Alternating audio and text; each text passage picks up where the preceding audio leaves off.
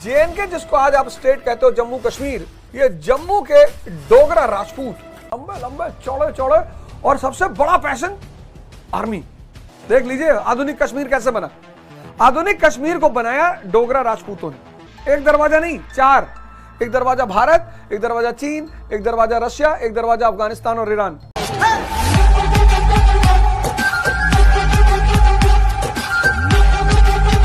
ये आधुनिक कश्मीर की कहानी शुरू कहां होती है?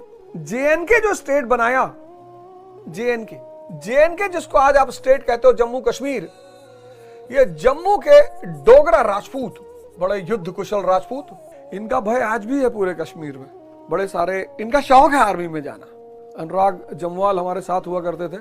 मतलब मैं जितने डोगरा लोगों से मिला हूं, उनका सब का शौक लंबे लंबे चौड़े चौड़े, और सबसे बड़ा पैशन आर्मी।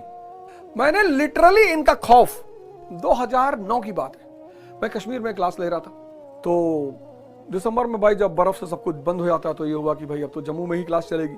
मैं एक संस्था में पढ़ाता था, उनका सेंटर श्रीनगर में भी था, जम्मू में भी था। तो ये हुआ कि भाई अब यहाँ की क्लास बंद हो जाएगी। तो मैंने कहा यार ऐसा करो, तुम जम्मू आके पढ़ लो। एक लड़का था, तो मैंने उससे कहा भाई तू जम्मू आके पढ़ ले। तो उसने कहा सर जम्मू नहीं आएंगे। मैंने कहा क्यों? कहा सर वहाँ डोगरा लोग रहते हैं। अरे मैंने कहा भैया डोगरा रहते हैं तो कौन सी बड़ी दिक्कत की बात है? नहीं सर वॉर, सर वॉर। इस कम्युनिटी ने, डोगरा राजपूतों ने, इन्होंने, अब इनका जो मेन बेस है डोगरास का, वो है जम्मू। अब कश्मीर की अगर आप लोकेशन देखो, ये देखो कश्मीर, अगर आप कश्मीर की लोकेशन देखो, इसकी लोकेशन बहुत कीमती है। ये देखो 4 दरवाजे हैं कश्मीर में।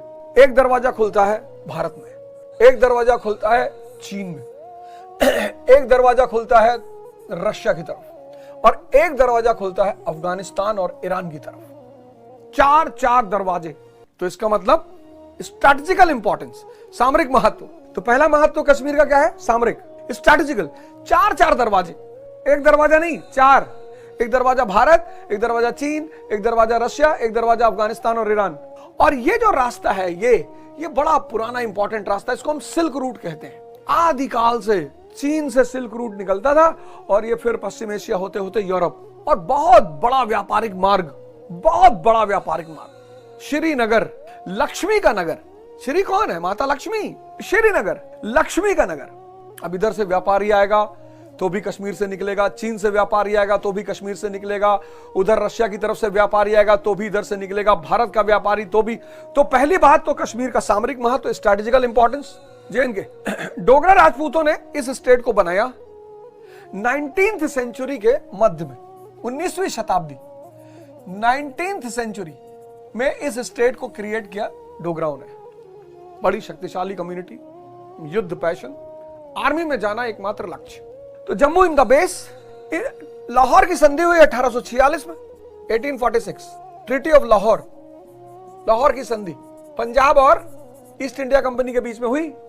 ईस्ट इंडिया कंपनी ने पंजाब से कश्मीर ले लिया, और कश्मीर लेके डोगरा राजा गुलाब सिंह, महाराजा गुलाब सिंह को कश्मीर भेज दिया। ईस्ट इंडिया कंपनी ने 1846 की लाहौर की संधि के तहत पंजाब स्टेट से कश्मीर लेके 50 लाख रुपए में महाराजा गुलाब सिंह को बेच दिया। तो अब जम्मू के साथ साथ कश्मीर भी डोगरा लोगों के कब्जे में 1846 में। देख लीजिए आधुनिक कश्मीर कैसे बना। आधुनिक कश्मीर को बनाया डोगरा राजपूतों ने। आशा करता हूं ये बात आपको समझ में आ गई होगी कि आधुनिक कश्मीर राज्य बना कैसे। पूरी चर्चा करेंगे। 1947 के पुंछ से लेकर पहलगाम 2025, सारी बात बताएंगे आपको। बड़ी अच्छी कहानी है। उसके पहले मैंने आपको दे ही दिया कि युद्ध, यहां का राजा हिंदू, डोगराज, यहां का राजशाही बहुसंख्यक हिंदू, शाही वर्ग, जो शाही वर्ग था यहां का, एरिस्टोक्रेसी जिसको मैं बोलता हूं, आप भी बोलते हो, यहां का जो एरिस्टोक्रेसी का तबका था वो मेजॉरिटी हिंदू, और मेजॉरिटी पॉपुलेशन, मेजॉरिटी जनसंख्या किसकी?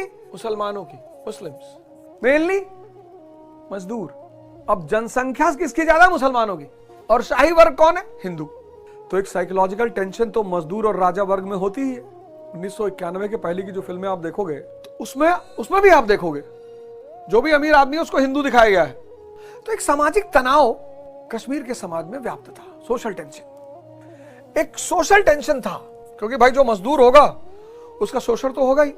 इसी परिस्थिति में एक व्यक्ति उभरता है कश्मीर में, शेख अब्दुल्ला। ये बारामूला के एक शॉल मर्चेंट के बेटे शेख अब्दुल्ला, बारामूला के एक शॉल मर्चेंट के बेटे, और इन्होंने अपनी पढ़ाई की अलीगढ़ मुस्लिम यूनिवर्सिटी में। अच्छे वक्ता आज उनके बेटे, उनके पोते, इनके बेटे फारूक अब्दुल्ला और फारूक अब्दुल्ला के बेटे उमर अब्दुल्ला, वो आज उमर अब्दुल्ला जी सीएम है वहां के कश्मीर के। तो एक सरल व्यापारी के, सामान्य परिवार के। अब काबिलियत जिस व्यक्ति के अंदर है, काबिलियत, वो जो भी चाटुकारिता कर रहा है वो महान है। आज के युग में तो भाई साहब चाटुकारिता का तो इतना बोलबाला है, हमेशा से रहा है, आज थोड़ा ज्यादा है, लेकिन चाटुकारिता का बड़ा बोलबाला है। और जहां योग्यता है वहां सजदा तो है ही नहीं। तो जब इनको वहां के प्रशासन में और राजनीति में जगह नहीं मिली तो 1931 में इन्होंने एक पार्टी बनाई, ऑल JNK मुस्लिम कॉन्फ्रेंस। ऑल JNK मुस्लिम कॉन्फ्रेंस, मुस्लिम कि मुसलमानों के हक के लिए लड़ेंगे। लेकिन महाराजा हरि सिंह की सेना ने इनका दमन किया। तो जब इनका दमन हुआ तब इनकी आंखें खुली कि यार एक पक्ष को लेकर चलेंगे तो बाकी लोगों का सपोर्ट ही नहीं मिलेगा, और ताकतवर तबका तो हिंदू तबका है इस प्रदेश में। तो इन्होंने क्या किया, इस पार्टी का नाम इन्होंने बदला 1938 में, और इन्होंने अब नाम रखा नेशनल कॉन्फ्रेंस, जो आज पार्टी है नेशनल कॉन्फ्रेंस। नेशनल कॉन्फ्रेंस, और नेशनल कॉन्फ्रेंस का गोल क्या था, सेकुलरिज्म, धर्मनिरपेक्षता। दूसरा यूनिवर्सल एडल्ट फ्रेंचाइज। अब पार्टी का दायरा बड़ा हो गया, अब ये सबकी बात करने लगे अब्दुल्ला साहब। अब जब ये सबकी बात करने लगे तो सबने इनको अप्रिशिएट करने का, वेरी गुड, बहुत अच्छा। और इसी पृष्ठभूमि में जवाहरलाल नेहरू और महात्मा गांधी जी को लगा कि बस अब ये आदमी दोस्त बनाने लायक है क्योंकि इसकी विचारधारा अब हमारी विचारधारा है।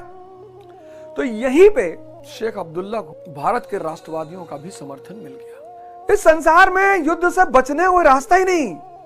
और आज इसीलिए मैं अभिभावकों से कहता हूं, मां बाप से कहता हूं कि अपने बच्चे की शिक्षा के साथ उसके व्यक्तित्व के विकास पर भी ध्यान दीजिए।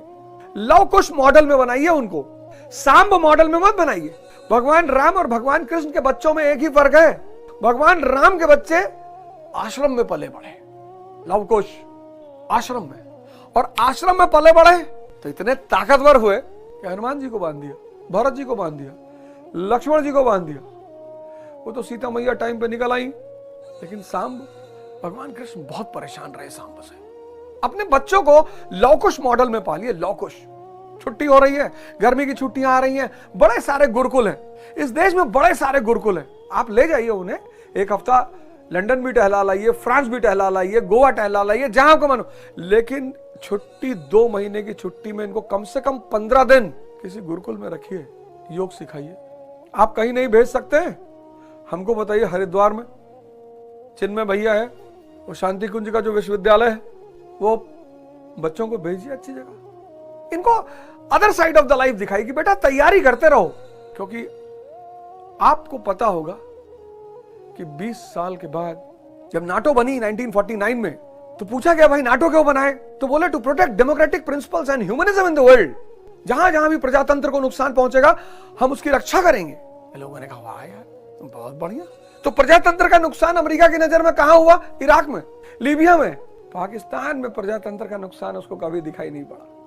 हैंडीक्राफ्ट इंडस्ट्री, कश्मीर कोई जाएगा बिना शॉल लिए आएगा ही नहीं, केसर, ड्राई फ्रूट्स लेकिन उससे भी बड़ी बात है, उससे भी वाटर रिसोर्स, जल संसाधन, सतलज और इंदस, इन 3 चीजों ने कश्मीर को महत्वपूर्ण बना रखा है।